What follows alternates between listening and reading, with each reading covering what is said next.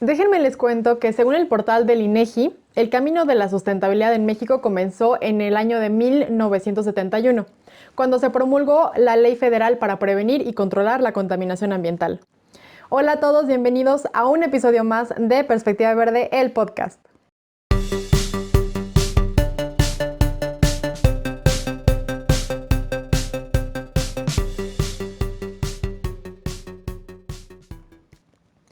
El día de hoy tenemos a un invitado de por allá del norte de Torreón, Coahuila. Él es ingeniero mecánico y tiene nada más y nada menos que una maestría en ciencias en sustentabilidad de los recursos naturales y energía. Además, ha sido profesor en varias universidades en Coahuila y también es un empedernido ciclista urbano desde 2007. Chócalas, chócalas Jesús. Qué bueno que seas por ahí también ciclista urbano. El día de hoy tenemos con nosotros a Jesús López. Jesús, bienvenido al podcast. Qué gusto tenerte aquí el día de hoy con nosotros. Hola, ¿qué tal? Muchas gracias por la invitación. Estoy muy emocionado pues para hablar de este tema que es muy apasionante y la verdad muy amplio también. Y hay mucho que aclarar y mucho que hablar. Gracias. Definitivamente no, gracias a ti por tu tiempo y por venirnos a hablar de este tema que como bien ya comentas, es súper amplio, súper extenso, pero bueno, vamos a tratar de abarcar lo más posible en este episodio y exprimirte en el buen sentido de la palabra para que nos platiques muchísimo sobre la sustentabilidad. Y cuéntanos un poquito más acerca de ti, quién es Jesús López, por qué te inclinaste por este tipo de temáticas medioambientales y verdes. Ok. Bueno, pues actualmente, como ya mencionaste, estudié la maestría en este tema. Ahora soy estudiante de doctorado de tiempo completo. Eh, Básicamente mi principal actividad es hacer investigación científica, pero ahora me quise especializar más para estudiar más la química del cemento y ahorita vamos a ver un poco más por qué este material que tiene que ver mucho con la sustentabilidad. Y bueno, este tema yo creo que lo he tratado desde hace 8 años, un poco más, desde la carrera, desde que estaba en ingeniería mecánica, tuve ahí la clase de desarrollo sustentable. Desde ese momento conocí el término, los conceptos y todo, y bueno, todo un curso en la universidad. Después de la universidad, que me llamó mucho la atención, seguí tomando cursos por fuera, tomando cursos. Ya después egresado, estaba trabajando y escuché de la maestría y fui al CIMBESTAB, a un centro de investigación que está en Saltillo, y ahí fue donde hice la maestría y pues ahí me dediqué en la maestría, hay muchas líneas de investigación en este en el CIMBESTAB, hay varias líneas de investigación enfocadas a la sustentabilidad de los recursos naturales y energía, pero yo me enfoqué en la parte de los cementos, ese fue mi proyecto de tesis. Y desde ahí empezó todo, bueno, más bien empezó desde la carrera y desde ahí ha empezado, ¿cómo ves? Claro, pero realmente la carrera de ingeniería mecánica no está tan enfocada a temas de sustentabilidad, ¿no? Como tú ya nos contabas, empezaste a interesarte con esta, digamos, optativa que tuviste o esta materia, ¿no? Que hablaba de sustentabilidad, del manejo de recursos, pero en realidad tu tronco común o tu carrera en general no estaba enfocada a estos temas, ¿o sí? No, en realidad la carrera de ingeniería mecánica pues tiene que ver más con todo lo que es el movimiento, todo lo que son, por ejemplo, las máquinas, pero también tiene mucho que ver con los sistemas de energía. Y en esta cuestión había dos especialidades, una era en diseño mecánico y la otra en energías alternativas. Entonces ya hay, aparte de esta materia en tronco común que tomé, me gustó más el tema de la energía o de las energías alternativas y fue ahí donde todavía, no del todo, pero sí, y ahí iba un poco más enfocado a este tema de las energías alternativas. Y sí, ahí y elaboramos un par de proyectos, pero no analizábamos la sustentabilidad como un estudio holístico. Como es algo que he visto, fíjate, algo que he visto mucho en las redes es de que se habla mucho de sustentabilidad, lo cual es genial porque se necesita hacer más divulgación del tema. Sin embargo, creo que se enfocan mucho en la parte del medio ambiente, cuando también hay que evaluar la parte social y la parte económica. Pero sí, la ingeniería mecánica tiene algo que ver en la parte sobre todo de la energía y del diseño de sistemas energéticos.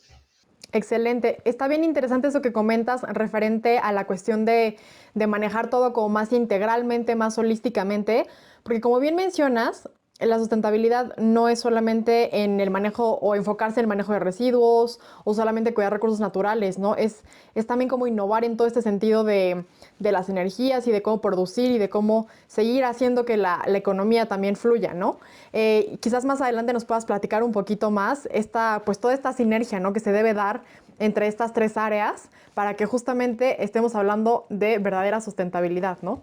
Y bueno, ya bien nos decías también que te enamoraste como de este tipo de temas cuando tuviste esta optativa y de ahí te seguiste tanto que ya estás ahorita en el doctorado y bueno, estás haciendo también una labor muy importante en cuanto a divulgación científica, pero enfocado a ese tipo de temas, que también es algo que a veces yo creo que sí podemos llegar a malentender, ¿no? De lo que realmente implica la sustentabilidad.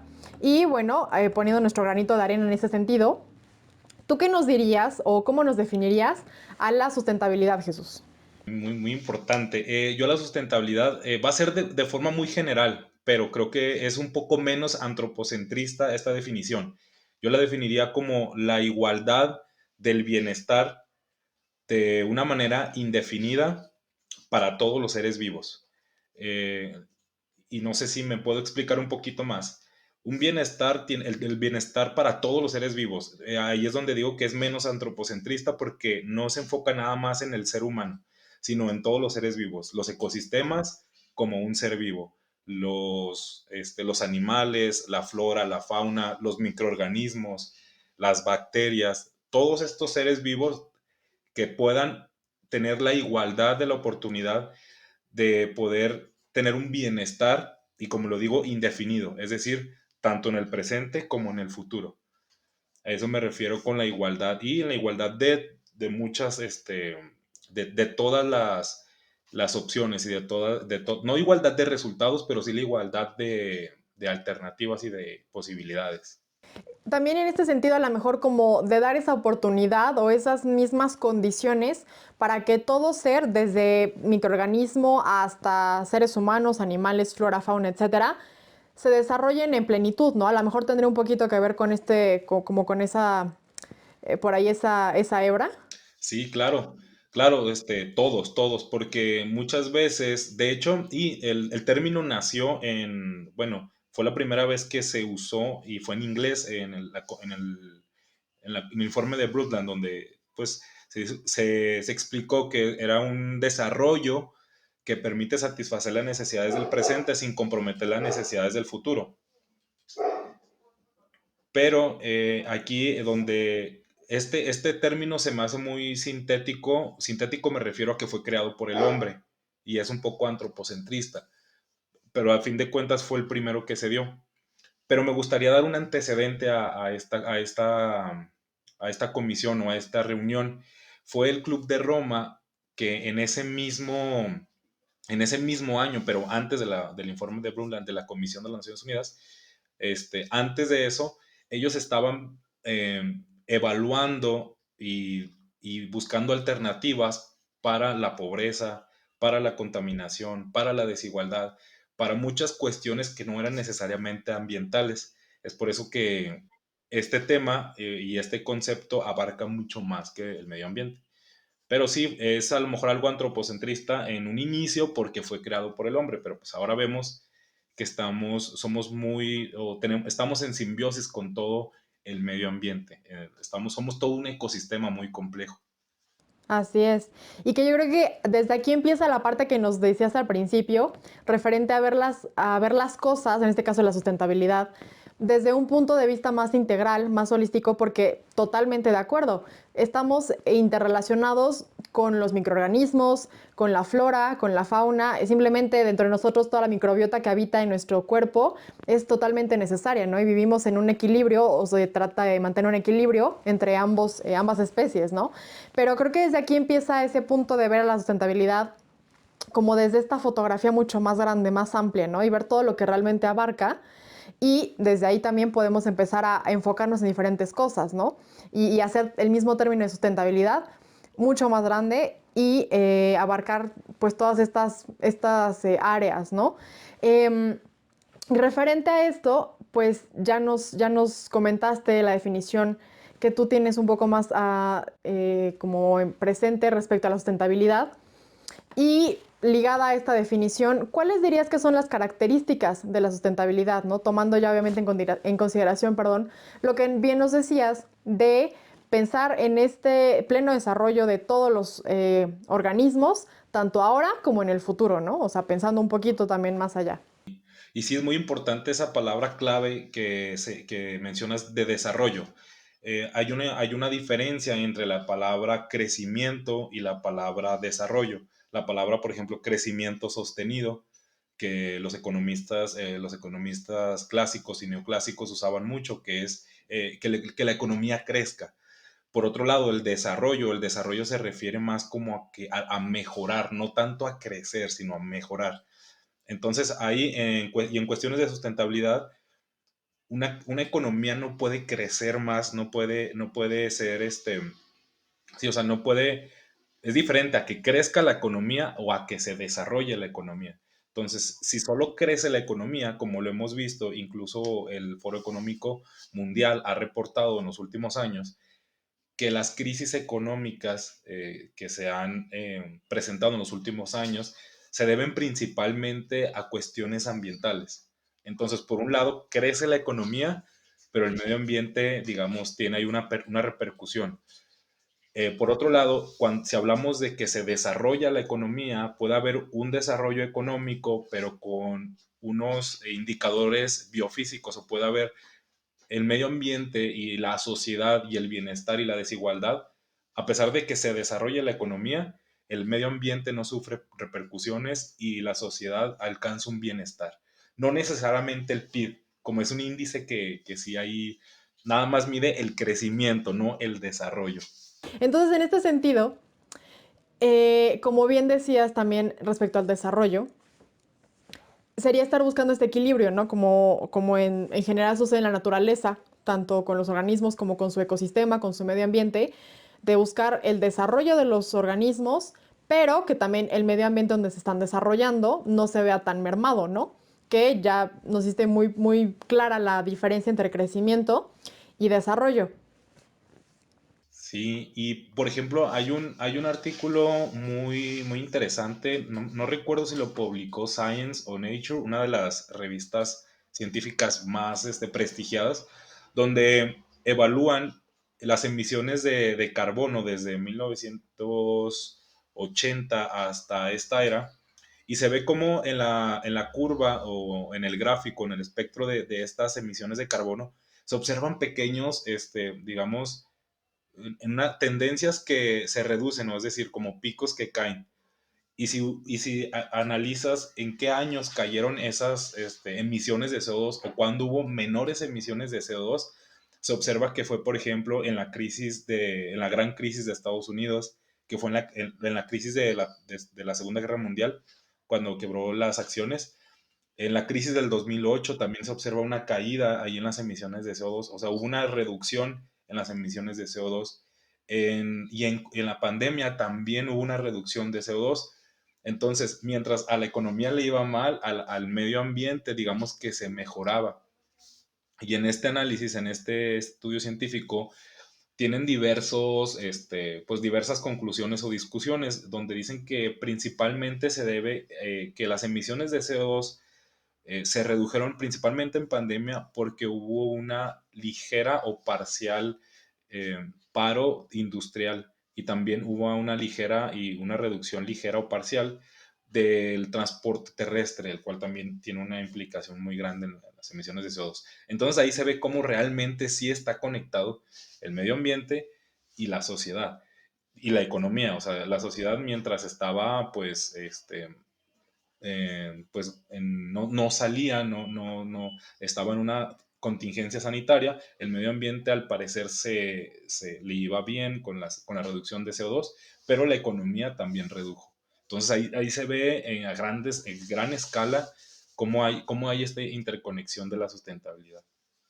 Sí, que con estos estudios y con toda esta información, o sea, es innegable que obviamente tenemos, o la economía está muy estrechamente relacionada con el medio ambiente en general, pero que están ahí en una desproporción, ¿no? Bueno, o en una relación inversa, ¿no? O sea, mientras a la economía le va mejor, al medio ambiente le va un poco peor y viceversa, ¿no? Y la cuestión ideal sería encontrar ese balance entre ambos puntos, ¿no? Que la economía se pueda desarrollar, siendo esto que quizás también, como bien puede ser un área de la ingeniería mecánica, implementar más tecnologías que puedan brindar empleos a varias personas, etcétera, pero que tampoco estén tanto en detrimento del medio ambiente, ¿no?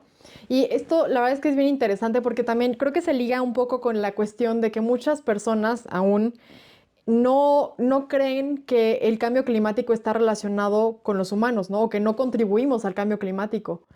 Y creo que este tipo de cosas nos traen todavía más a luz que totalmente está relacionado, ¿no? O sea, que sí, el medio ambiente en general puede tener cambios de temperatura y ciclos y todo, pero el cambio climático que estamos viviendo y las emisiones tan altas de dióxido de carbono están directamente relacionadas con nuestras actividades antropocéntricas, ¿no?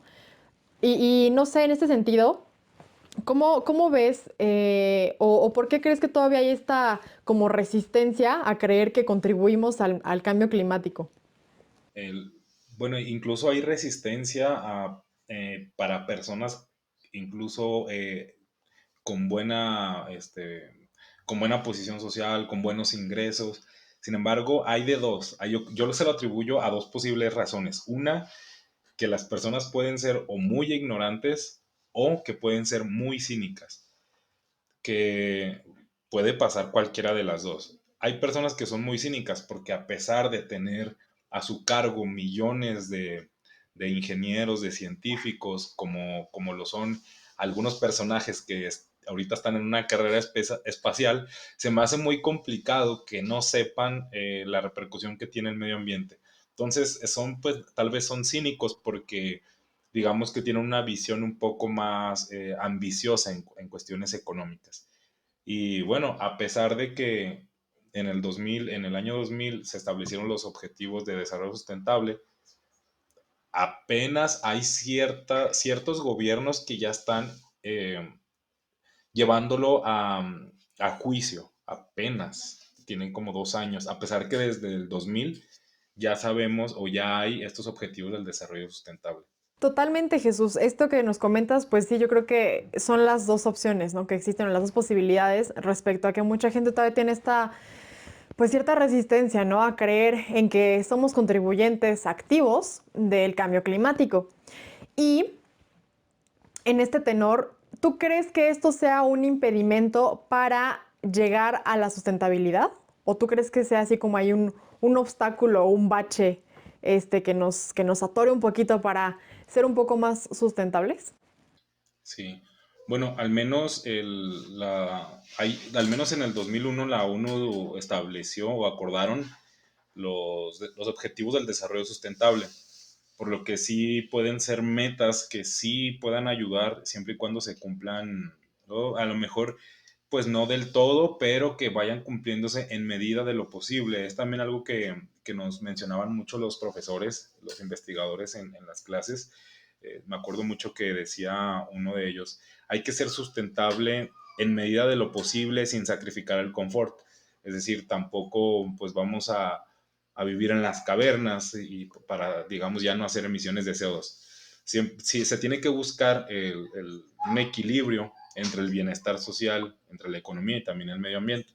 Entonces, sí se puede y tanto que se establecieron estos 17 objetivos, pero también se tiene que dejar de medir el crecimiento económico y empezar a medir más el desarrollo.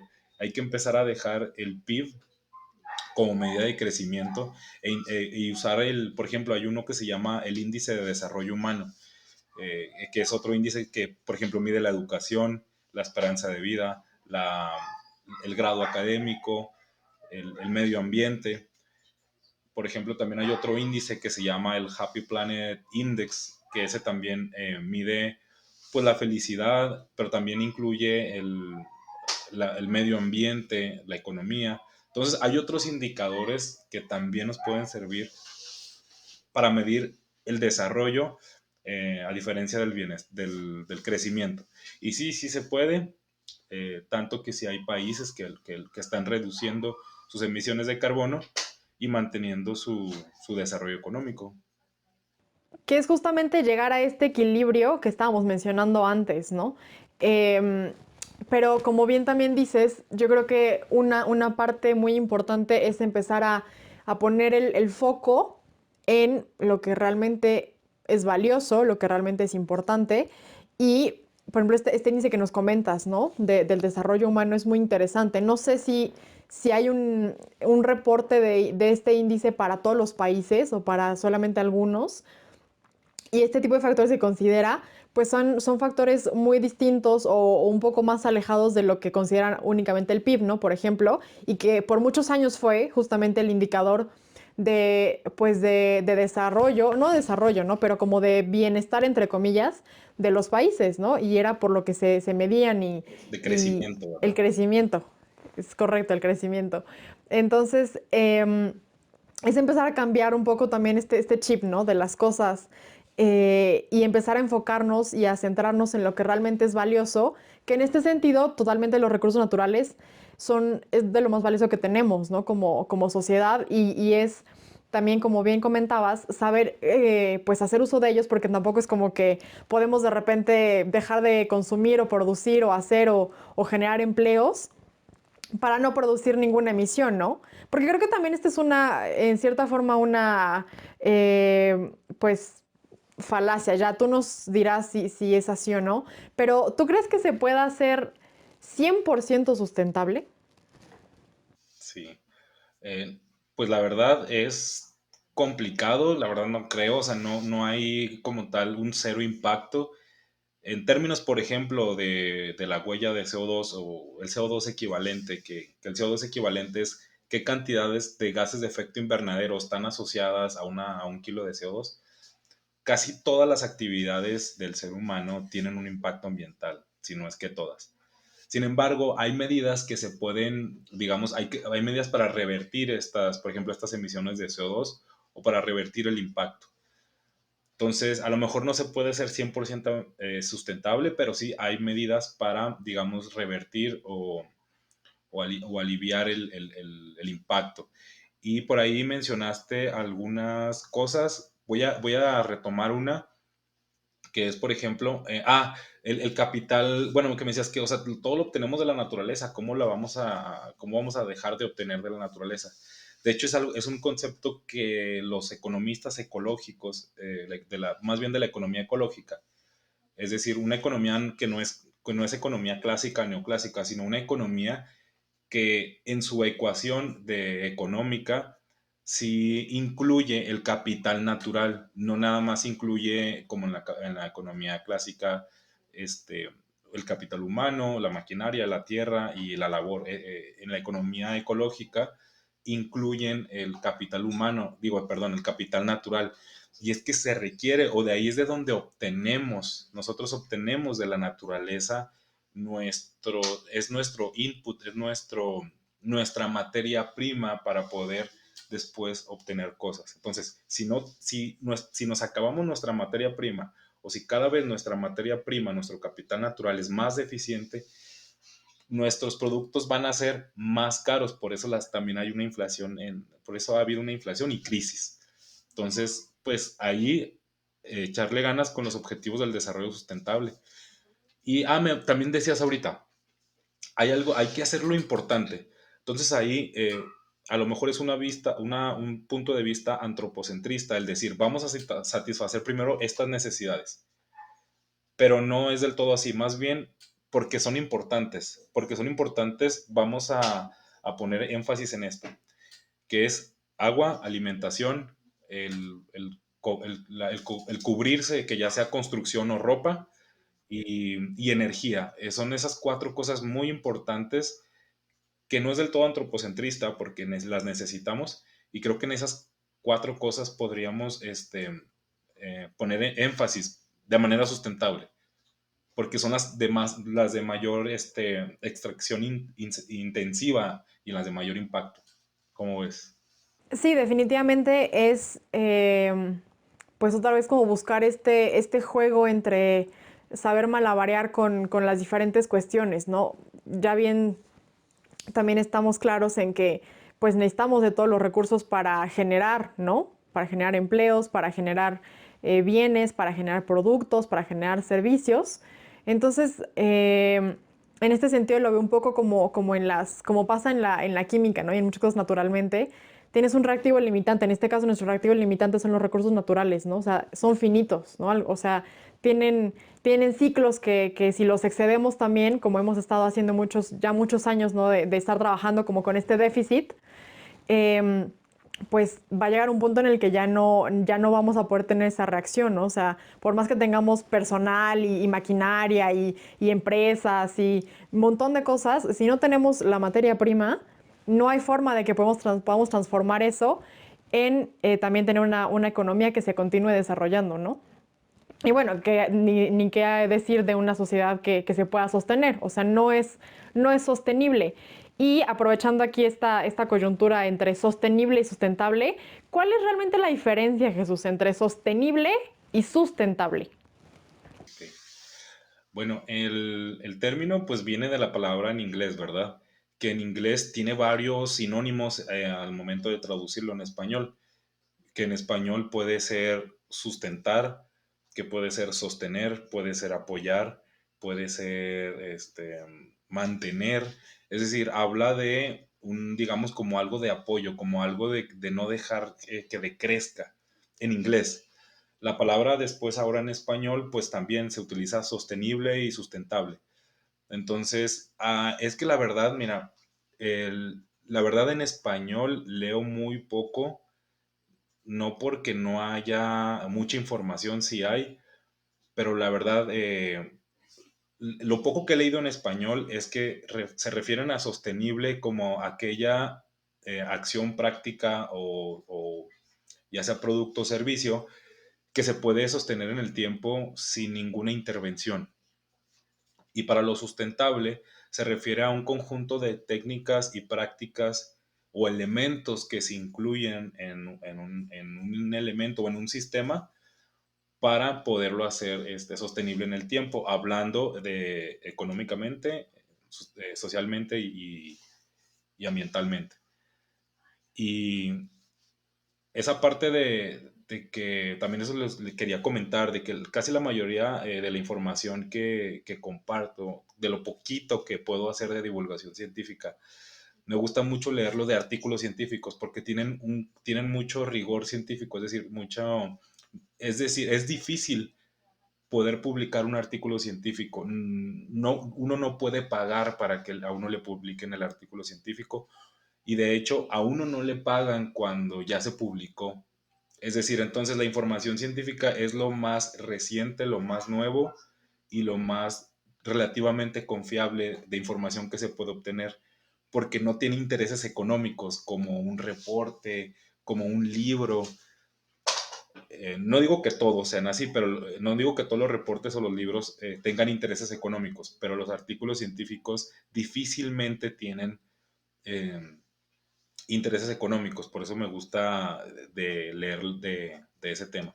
Entonces, por eso te digo, ay, se me hace muy complicada esa pregunta de la diferencia entre sostenible y sustentable, porque en español se usan deliberadamente, pero yo creo que a lo mejor no es tanto cuál es la diferencia, que más o menos ya la vimos. Una es como algo que no necesita intervención y la otra a lo mejor sí necesita intervención, pero pues sabemos la intención, ¿verdad? O el contexto a lo que se refiere. Sí, pero incluso con esta diferencia que nos acabas de hacer, totalmente apuntamos más a que tenemos que caminar hacia la sustentabilidad, ¿no? O sea, el camino es ese, de sean peras o manzanas, la sustentabilidad es en lo que tenemos que estarnos enfocando un poquito más, ¿no? Y bueno, obviamente para que como sociedad y como también personas individuales podamos empezar a migrar a este tipo de cuestiones, ¿qué es lo que necesitamos, Jesús? ¿Por dónde empezamos? ¿Cómo hacemos? Además de, obviamente, lo que también ahorita mencionabas, que es súper importante, informarnos, ¿no? Pero a la par de que nos vayamos informando, porque eso también es un proceso que nunca acaba, ¿no? Y siempre hay información nueva, y siempre hay estudios nuevos, y más artículos y todo, y es un cuento de nunca acabar, pero así debe ser y es lo más adecuado de cómo debe suceder. Pero además de eso, ¿qué tenemos que empezar a hacer? Si quieres, damos primero como en lo particular, como individuos, y después lo pasamos a la cuestión ya más general como sociedad y como país, como planeta, como todo, ¿qué tenemos que empezar a hacer para ir un poquito o cada día avanzando un pasito más hacia la sustentabilidad? Ok. Bueno, me parece que lo principal, como mencionaste, es informarnos. Informarnos y con base en la información tomar decisiones sustentables. Pero en esta era de post-información o de demasiada información, es un poco complicado. Por lo que aquí a mí lo que me gusta hacer siempre es decir, hay que ser críticos, hay que hacer análisis críticos. Es decir, analizar bien de dónde viene la información, cómo me la están diciendo y quién me la está diciendo. Un ejemplo, no es lo mismo que un científico diga que las almendras contaminan más que 1 kilo de carne, a que si la ciencia dice que las almendras contaminan menos que 1 kilo de carne. ¿Por qué? Porque un científico puede ser del área de robótica y no hace precisamente experimentos o investigación en el área de alimentos. Entonces, no es lo mismo que un científico que se dedica a la investigación en robótica y manufactura, a que diga ese tipo de cosas y creerlas. Entonces, hay que ser críticos. Ya si escuchamos o leemos que la ciencia dice que el- la, un litro de leche de almendra tiene un mayor impacto ambiental que 1 litro de leche de vaca. Bueno, a lo mejor ahí, a lo mejor sí es cierto. Entonces, por eso digo, hay que informarnos, pero hay que ser críticos, hay que diferenciar. Por ejemplo, eso es muy común. Lo dijo un científico o la ciencia dice. Entonces, no es lo mismo la ciencia dice a lo que es un científico. Bueno, el primer paso, ¿verdad? Ser críticos, ¿cómo nos informamos? Esa es una. La otra, en cuestiones individuales, yo creo que la mayor acción individual es el consumo, y el consumo individual. ¿Por qué el consumo? Porque uno como parte de una sociedad de mercado, cada individuo como parte de la sociedad de mercado es quien construimos esta sociedad de mercado. Esta sociedad de mercado que puede estar abierta o cerrada a nivel internacional, a nivel macroeconómica, pero nosotros como individuos la construimos. ¿Cómo construimos esta sociedad de mercado? A través de nuestra compra de servicios, a nuestra compra de productos. Entonces, esta acción individual es muy importante en saber qué compramos y a quién le estamos comprando. Yo creo que esa es de las mayores acciones individuales. Ahora, si hablamos de acciones individuales, no sé si quisieras que te mencione puntualmente algunas que las he leído en un artículo científico o ahí la dejamos por mientras. Ahora sí viene lo chido. No te creas. No, si estás inspirado, tú deja fluir todas esas opciones y todas esas ideas que tienes respecto a las acciones individuales, porque creo que también es algo bien importante, ¿no? Que como brindar a las personas este tipo de panoramas para que se den cuenta del poder que tienen como consumidores, del poder que tenemos como consumidores, y de ahí empezar a mover esos como engranes dentro para empezar a tomar decisiones más informadas, más concienzudas y que puedan a la larga generar un impacto, ¿no? Porque yo creo que se va haciendo una bolita de nieve, ¿no? De cuando se empiezan a, pues a conjuntar ahí varias cosas. Entonces, adelante, tú cuéntanos qué hacemos en temas personales y luego ya cuando digas, ok, ya vacié mi cabeza de las cuestiones personales, pasamos al tema sociedad, ¿no? Y al tema un poco más global. Bueno, entonces, este artículo muy famoso de Environmental Research Letters que dice, de hecho salió en muchas infografías, que dice, categoriza los impactos en tres, en alto, mediano y bajo impacto. Entonces, también en especifica que todos tenemos un presupuesto de carbono de 2.1 gigatoneladas al año para no sobrepasar o para cumplir las metas del Acuerdo de París para el 2030. Entonces, si sobrepasamos estos 2.1 gigatoneladas, digamos que cada persona nos estamos consumiendo planeta que es para los del futuro. Entonces, dentro de las acciones individuales, la de más alto impacto son vuelos transatlánticos. con un solo vuelo transatlántico al año, con una vez que yo vaya de aquí de México a Europa y regrese, no nada más que vaya, con una vez al año, ya me acabé mi presupuesto de carbono. Oh, por Dios. Voy, regreso, ya regresé. Ok, ahora vámonos a la segunda de alto impacto. No, perdón, esa es la de segundo impacto. La primera es tener tener hijos. Pero es lo que les digo, hay que analizarlo críticamente. ¿Quién es el que tiene hijos? O sea, no porque yo nazca, ya de repente va a haber unas emisiones de carbono inmensas por un bebé que nace. No, lo que sucede es que cada ser humano tiene consumos y que nazca un hijo en un país con ingresos muy bajos, no son las mismas emisiones que va a tener un nuevo hijo del hemisferio occidental y del norte del norte global, llámese Estados Unidos, Canadá, Europa. No es lo mismo, por eso hay que analizarlo críticamente, no por tener hijos ya estás contaminando mucho. Y ahí es donde le echan la culpa a los de bajos ingresos, al grupo de los pobres. Dicen, es que no tengas hijos porque contaminas. No, más bien el estilo de vida y el consumo. Entonces, dejando de lado el tener hijos, es los viajes transatlánticos. Ya voy y regreso, ya me acabé mi presupuesto de carbono. Pero aparte de eso, yo tengo un auto de gasolina. Entonces, todos los días me voy por un café y regreso en el carro. Voy por mi Starbucks y regreso y cuando puedo ir en bici, cuando puedo ir caminando. Esa es una de las de alto impacto. La otra es si, si puedes reducir tu consumo energético de combustibles fósiles, pero esa ya se me hace un poco más complicada. Tener un auto también de energías verdes y la otra es de las penúltimas, pero es de alto impacto, una dieta basada en plantas. Eso también es una actividad de alto impacto. Las de mediano impacto, pues ya son también vivir sin auto es una acción individual de alto impacto. Y de las de mediano impacto, pues son reciclar, plantar árboles, este, reusar, ese tipo de acciones individuales un poco más sencillas.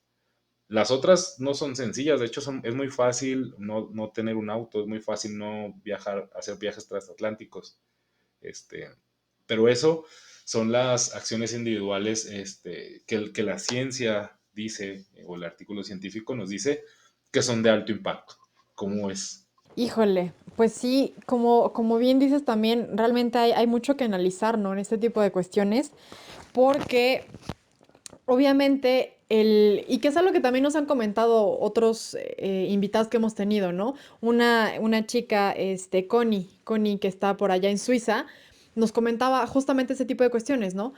La gente que tiene un mayor nivel socioeconómico es la que obviamente genera más emisiones, ¿no? Porque tienen todo este tipo de facilidades, acceso a este tipo de cosas, digamos, dinero extra, ¿no? Para gastar, ya sea en un viaje transatlántico, ya sea en un automóvil que no necesariamente va a ser eléctrico o al menos híbrido, pero son los que tienen un mayor impacto medioambiental, ¿no? Como tú también bien mencionabas, las personas de bajos o escasos recursos no tienen ni siquiera acceso, no tienen apenas acceso a cubrir necesidades básicas y a veces ni siquiera eso, ¿no? Entonces, creo que es importante ver pues lo que todos tenemos como hábitos, ¿no? Y el estilo de vida que llevamos. Y pues sí, obviamente tampoco se trata aquí de tachar o de adoctrinar a las personas, simplemente es tratar de hacer lo que está en nuestras manos, ¿no? Y también dentro de las posibilidades que tenemos en cuanto a tiempo, en cuanto a disposición, en cuanto a recursos también económicos, ¿no? Porque también algo interesante que nos platicaban y que creo que también va de la mano con lo que nos mencionabas tú de la sustentabilidad, que es una cuestión totalmente social también nos decían, o nos ha pasado con invitados que son mexicanos pero viven en el extranjero, nos decían, es que desde que estoy acá en otro país, tengo más tiempo como para pensar o para dedicar tiempo justamente a cuestiones de reciclaje o a lo mejor voluntariados o u organizarme con personas para hacer, no sé, alguna acción en pro del medio ambiente, cuando la verdad es que la realidad en México es muy distinta y muy dispar también para muchas personas, ¿no? O sea, hay personas que se están enfocando en sobrevivir, que viven al día y que no van a tener ni tiempo, ni los recursos, ni la información siquiera a veces para tomar ese tipo de acciones, ¿no?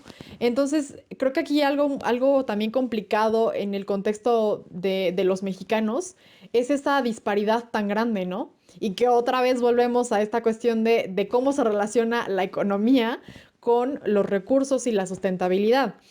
Entonces, ahora sí, si quieres, englobamos o ligamos esta cuestión con la parte social, ¿no? Porque también nos comentabas ahí cuestiones bien interesantes de la economía ecológica y este nuevo enfoque, ¿no? De dar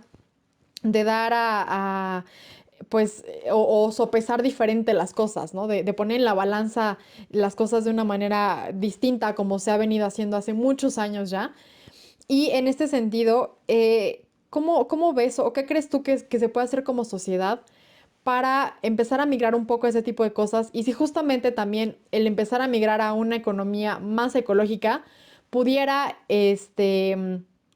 pues también disminuir los índices de pobreza, ¿no? O empezar a difuminar un poquito esta brecha tan marcada que ahora existe entre las clases sociales altas, medias y bajas en México, ¿no? Principalmente. Sí.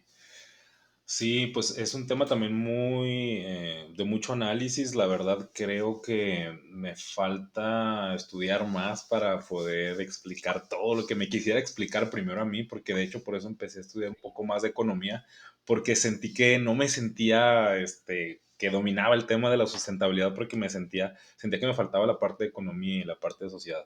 Pero bueno, lo poquito que he podido investigar, eh, el problema está, o más bien, como lo vuelvo a repetir, nosotros como sociedad de mercado, nosotros a través de nuestra compra, a través de nuestras decisiones de consumo, de nuestras decisiones de compra, construimos el mercado.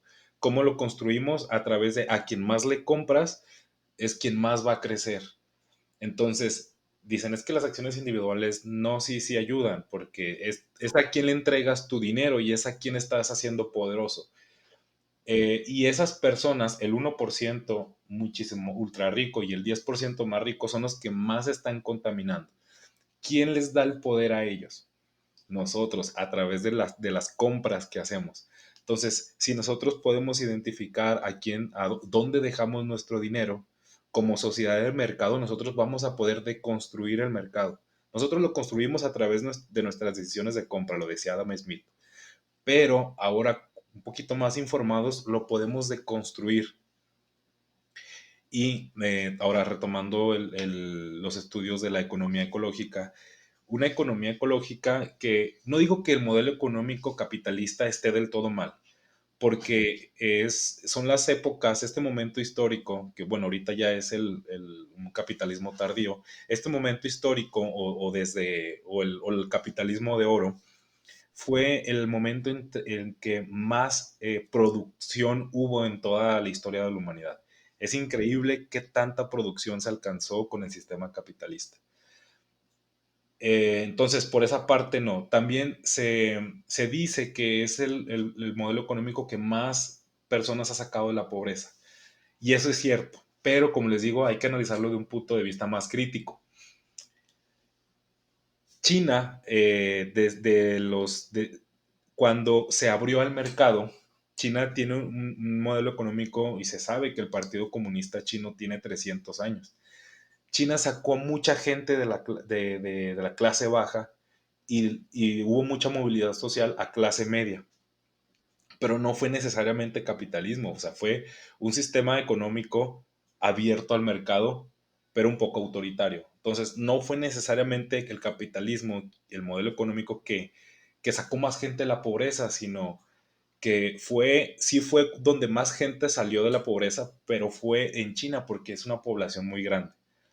Entonces, tampoco estoy diciendo que el capitalismo está mal o el capitalismo tardío. Me falta mucho para poder yo dar un análisis de eso. pero nada más estoy comentando la evidencia y los datos que hay. Ahora, creo que podría haber, y bueno, más bien es algo que los economistas, o la economía ecológica menciona mucho, en una economía basada, ellos hablan de varias cosas, pero lo que sí es lo que se me queda, que una economía basada en bioindicadores o indicadores biofísicos. Es decir, vamos a hacer mercado con las cosas físicas vivas, con los recursos naturales que tenemos. Eso también es lo que la economía ecológica menciona mucho. Usar los recursos no renovables, los renovables y los que son restaurables. En la economía ecológica utilizan esos tres recursos. Entonces, utilizar bioindicadores o indicadores biofísicos y tomar en cuenta este tipo de capital natural en recursos renovables, no renovables y restaurables. Eso es lo que deberíamos enfocarnos, o eso es lo que se podría cambiar y podría ayudar mucho. ¿Cómo que las redes sociales, cómo que Emerson va a saber que yo quiero unos tenis negros? O sea, ¿cómo va a saber él más que yo? ¿Y cómo no sabemos que aquí no podemos extraer minerales porque no son no renovables? Tenemos demasiada inteligencia artificial como para poder hacer estos análisis y saber qué bioindicadores son disponibles para cierta área. ¿Cómo ves? Sí, creo que en este sentido sería así como hacer un mix, porque bien decías, ¿no? El capitalismo seguro tiene sus ventajas, seguro ha tenido sus puntos a favor, ¿no? Pero también o sea, estamos conscientes y es innegable que también ha impactado fuertemente en el medio ambiente, ¿no? Entonces, creo que aquí sería hacer como ese mix entre lo que plantea el capitalismo y meterle estas cuestiones ecológicas, hacer como un ecocapitalismo así medio moderno, extraño, no sé, y empezar a mover ahí un poquito, ¿no? Las cosas. Y ahora, retomando un poco lo que nos comentabas al principio, ya nos decías que la sustentabilidad tiene estos tres engranes bien importantes, ¿no? Que es la parte social, la parte económica y la parte medioambiental, ¿no? ¿Cuál es el engran que crees tú que se tiene como que empezar a mover primero para que de ahí todo empiece así como a moverse consecuentemente, ¿no? Y empezar a realmente generar un cambio. Ok. Mira, tecnología ya hay. Desde 1987 sabemos que esto que es una alerta. Desde 1987. Tecnología ya hay. Hay ciencia ya hay economía. Lo que hace falta es que se integre que la sociedad pueda integrar este conocimiento científico a través de políticas públicas. Lo que necesitamos son políticas públicas para que haya una integración de la ciencia y la sociedad, que la sociedad, perdón, se pueda apropiar del conocimiento científico para que pueda tomar decisiones, pero a través de políticas públicas. Es ahí donde digo, la mitad de la solución está en las acciones individuales al momento de construir el mercado. El otro 50% está en exigir cambios sistemáticos. ¿Qué son los cambios sistemáticos? Aquellos que se dan de manera organizada, gradual y a gran escala. ¿Quién tiene la facultad para hacer esos cambios sistemáticos? Pues los gobiernos, las instituciones. Entonces, el 50% de la solución, mis acciones individuales. El otro 50% de la solución, vamos a exigir a través de políticas públicas, a través de instituciones que pueden ser no gubernamentales, pero que tengan el poder para exigir políticas públicas, pues hacerlo. En el caso de la construcción sostenible, en el caso de la alimentación y en el caso de la energía, que también podemos hablar durante horas de eso, pero son esos principales sectores de los que se requieren políticas públicas que se pueda regular. ¿Cómo lo ves? Sí, yo creo que como en toda relación interpersonal, interambiental, inter lo que sea, entre dos entes, es 50-50, ¿no? Siempre es un porcentaje viniendo de una parte y otro porcentaje que lo ponga la otra parte. Y creo que eso que decías de implementar o como de integrar las cuestiones tecnológicas y científicas en la población, creo que sí es justo eso, ¿no? Como que como sociedad tengamos esa, tanto la curiosidad como esa necesidad también de agarrarle el gusto, de saborear lo rico que es la ciencia, de todo lo que nos puede aportar también, e informarnos, ¿no? Y hacerlo nuestro y con base en eso exigir también, ¿no? Como todas este tipo de cuestiones que ya caen un poco más en mano de los gobiernos, de las autoridades, pero definitivamente creo que sí, nos es muy claro lo que nos comentas. La tecnología ya está ahí, la ciencia también, las evidencias están ahí, ¿no? Ya desde hace muchos años. Pero es un poco como ir, por decirlo también de una buena forma, infectando a las personas con este chip verde para que se empiecen a hacer los cambios, ¿no? Creo que poquito a poquito ahí va, todavía falta, ¿no? Falta mucho, falta también llegar a más gente, falta informarnos más todos, falta seguir investigando, pero sobre todo es creo, seguir haciendo o seguir buscando las mejores maneras para hacer esta sinergia y que esta sinergia sea una bomba que realmente detone un cambio, ¿no? Un cambio positivo y empiece a dejar de lado lo que no ha sido tan bueno, lo que ya es un poco obsoleto también, y empezar a migrar a cuestiones más nuevas, más sustentables y más verdes, ¿no? Y pues solo como para cerrar esto un poco, me encantaría que nos dieras así como un tip para gente, porque ya sabes que también entre esta cuestión de que todos andamos apurados y todo, un tip así para mexicanos apurados, con trabajo, con estrés, con mil cosas, un tip que nos puede ayudar para, uno, ser más críticos, que ya vimos que es algo muy importante para empezar a tomar mejores decisiones, y dos, para informarnos, ¿no? Para estar informados en este mundo ajetreado y en este México lleno de colores, olores, sabores y vidas muy distintas que coexisten. Bueno, hay una, pues no sé, es como una frase que me gusta mucho en latín, que es quo bono, que es ¿quién se beneficia? Cuando te estás informando, cuando hay una noticia, hay que preguntarse, ¿quién se está beneficiando de esta noticia? Porque en los medios periodísticos tradicionales, todos están pues financiados por alguien, porque alguien tiene que financiarlos, no como por ejemplo este podcast que me imagino que al menos hasta el momento no hay como alguien detrás diciendo, este tema es el que debes de tratar. No, no, no, o sea, simplemente pues es un conjunto de temas en común. Entonces, este tip es preguntarse a quién beneficia esa información y ver si, y sobre todo contrastar información.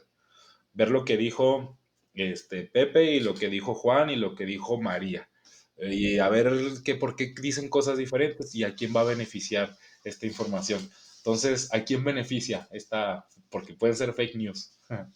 Totalmente, yo creo que has logrado el cometido de darnos un tip que nos pueda ayudar muchísimo y creo que sí es bien importante eso que mencionas, ¿no? Y está muy bien sintetizado en este término latín que nos acabas de mencionar, preguntarnos, ¿no? Creo que ya con el simple hecho de hacer de plantar esa pregunta en nuestra cabeza, ya te puedes parar un ratito a reflexionar y decir, ¿qué está pasando, no? Y con base en eso sacar conclusiones. Pues ha sido un gusto tenerte por aquí, Jesús.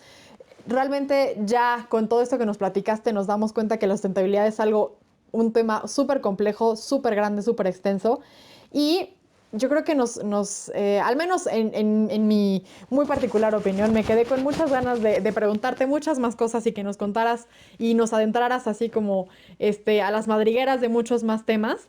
Entonces, pues yo creo que te estaremos viendo en una edición más si nos lo permites y también a ver por ahí qué dice nuestro auditorio, que seguramente están encantados también de tenerte de vuelta por acá. Pero por ahora ha sido un gusto tenerte aquí y que nos explicaras un poco más y nos informaras también, que tengamos información de buena fuente, que en este caso por ahora eres tú, de buena fuente con sustento científico también sobre los temas de sustentabilidad. Y pues nada más para seguir en este hilo, ¿no? De seguir informados, siendo críticos. ¿Cómo te encontramos? ¿Dónde estás en tus redes? ¿En qué redes? O cómo nos acercamos también un poco a lo que nos puedes compartir, Jesús. Bueno, de manera rápida en Instagram como Jesús-ciencia-sustentabilidad y ahí cualquier cosa, ahí me escriben un mensaje y ya de ahí si después quieren preguntarme alguna otra cosa sobre cualquier otro tema, ya podemos llevarlo a un medio más formal, un correo o igual una videollamada. Y sí, me encantaría platicar porque, por ejemplo, yo traía en mente todavía hablar sobre estos cuatro sectores básicos o más bien necesarios sobre la sustentabilidad, sobre la construcción sustentable, sobre alimentación, sobre un análisis de la energía y agua. Bueno, en construcción sustentable más bien me refería a la cuestión de cómo cubrirse en el caso de construcción y en el caso de la ropa y a desmenuzar ese tema así en partecitas con análisis y todo eso. Pero bueno, muchas gracias. Recuerden todos consumir, tengan en mente a quiénes están entregando su dinero, a quiénes están haciendo más poderosos. Entre más local, entre más cercano sea de ustedes la persona, si es un amigo, muchísimo mejor. El dinero se queda con amigos, no se queda con aquellos que están haciendo la carrera espacial. Muchas gracias. Ingrid, muchas gracias. Totalmente. No, pues definitivamente de escuchar todo esto ya me dieron ganas, Jesús, de que vuelvas por acá con nosotros. Entonces, ya seguramente nos estaremos viendo muy pronto. Y pues gracias de nuevo, ¿no? Y a todo el auditorio igualmente, gracias por sintonizar un episodio más de Perspectiva Verde. Esperamos haya sido de su agrado y les haya aportado tanto como a mí me dejó esta charla. Y también si les gustó, no se olviden de compartir, darnos un like y difundir este mensaje a muchas más personas. Y también por ahí den una revisada a nuestra página en internet www.perspectivaverde.com.mx, donde justamente hay varios servicios y productos que son locales y que están haciendo algo por el medio ambiente. Y gracias a todos nuevamente, tengan un excelente día, nos vemos en la siguiente emisión. Adiós.